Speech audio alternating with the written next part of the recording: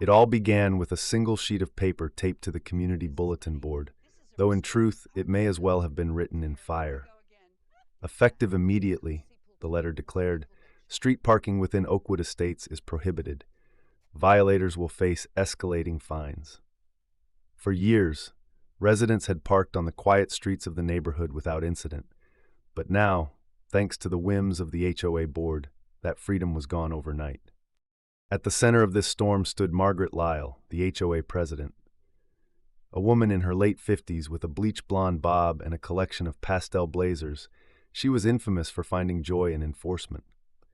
She claimed the new rule was to preserve property values and maintain order, but everyone knew the truth.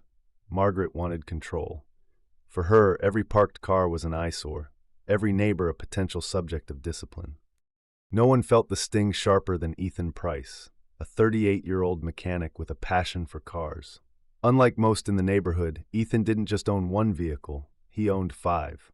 A pickup, a small SUV for his wife, and 3 project cars he'd restored in his spare time. His vehicles weren't junkyard wrecks cluttering the road. They were polished, well-maintained, and the pride of his life. But Margaret saw them as a threat to her perfect little kingdom. At first, Ethan tried to comply. He crammed his pickup into the driveway, lined the garage with 2 cars, and shuffled the rest as best he could. But even then, Margaret prowled the streets with her clipboard, waiting for one misstep. Within a week, Ethan received 2 violation notices in the mail, each carrying a hefty fine. Margaret had caught one of his cars parked past midnight on the street, even though Ethan swore he'd moved it before the deadline. The final straw came when Margaret fined him $300 for a car that wasn't even his. A visiting friend had parked outside Ethan's house for less than an hour, and Margaret swooped in like a hawk. That night, Ethan sat in his garage staring at his row of polished cars. Something inside him hardened. If Margaret wanted a war over parking, then he would give her one. And this time, he wasn't playing defense. He was going on the attack. Ethan wasn't the type to scream or storm HOA meetings. No, his mind worked in quieter, more precise ways. As he sat among the smell of motor oil and wax in his garage, the pieces of his revenge started to click together. The rules said street parking was banned. But curiously, there was no restriction on how long a car could remain in one of the few approved guest spots scattered across the neighborhood. There were 6 such spots on Ethan's block, and 3 of them were directly in front of Margaret's house. These spaces were originally meant for visitors, a courtesy so families could host friends without crowding driveways. But Margaret, in her arrogance, had overlooked their potential loophole. Ethan saw opportunity. If street parking was banned, and if Margaret lived in a house with no driveway big enough for guests, then where did her visitors park? Where did her own grown children park when they came to stay? The answer was obvious: those guest spaces in front of her home. And if those were occupied, Margaret would suddenly face the very inconvenience she had inflicted on everyone else. The beauty of the plan lay in its simplicity. Ethan had 5 vehicles. Every morning he would rotate them through the guest spots in front of Margaret's house. He'd move them within the 24-hour rule so she couldn't ticket him, polishing them to a gleam just to rub it in. His cars would become a permanent wall of metal, blocking her house from easy access. When he first pulled his pickup into the prime guest spot across from Margaret's front porch, he did it with a calm smile. He didn't need to yell. The revenge was already rolling into motion. The next day, he swapped it for his red coupe. On the 3rd, his black SUV. By the 4th day, the entire row of spots in front of Margaret's house was a rotating gallery of Ethan's beloved cars, each one perfectly legal, each one taunting her with its presence.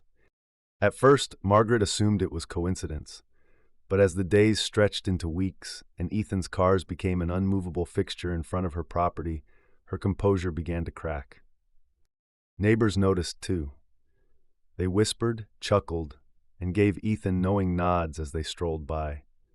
The HOA president, who once lorded over everyone's parking habits, suddenly had nowhere for her guests to stop, nowhere to unload groceries without hauling them half a block. And there was nothing she could do about it.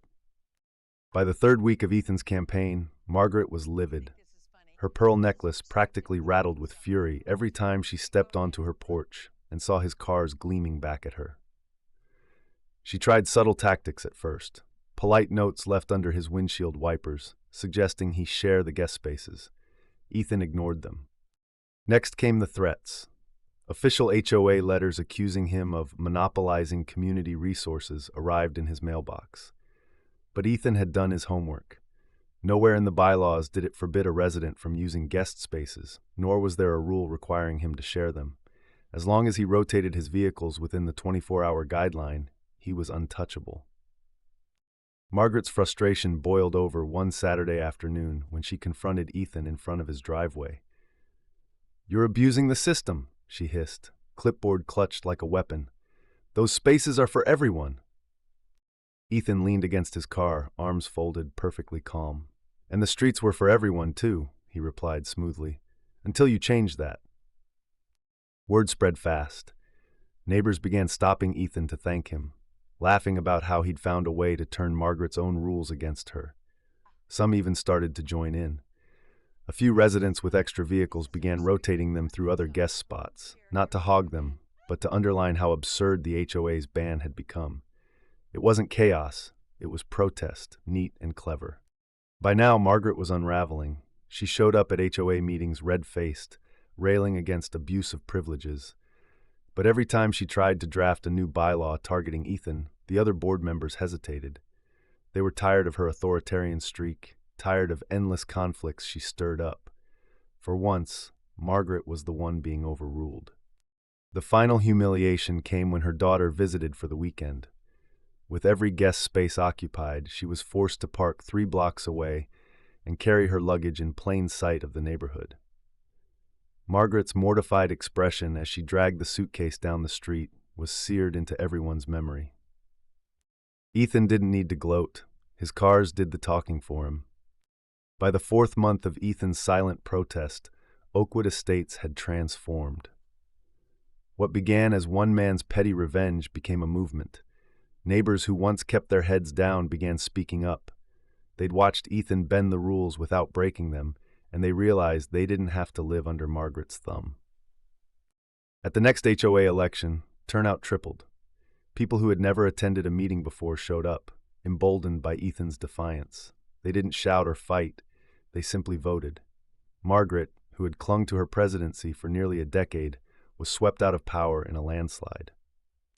When the results were announced, Ethan was sitting quietly at the back of the room, his arms folded, a small smile playing on his lips.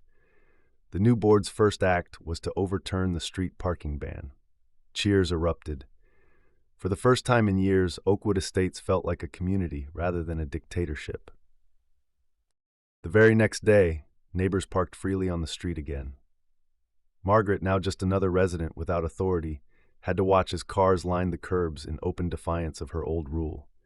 And in front of her own house, Ethan parked his red coupe. Not in the guest spot this time, but proudly at the curb. The neighborhood had won, and Ethan? He had proven that sometimes the best revenge isn't loud, messy, or cruel. Sometimes it's as simple as following the rules so perfectly that your enemy has no choice but to choke on their own arrogance. As for Margaret, she faded into the background, her power broken. People still laughed about the car wall Ethan built in front of her house, a story that became legend in Oakwood Estates. And Ethan, he kept polishing his cars, smiling each time he drove past Margaret's house. Victory, after all, looked best in chrome.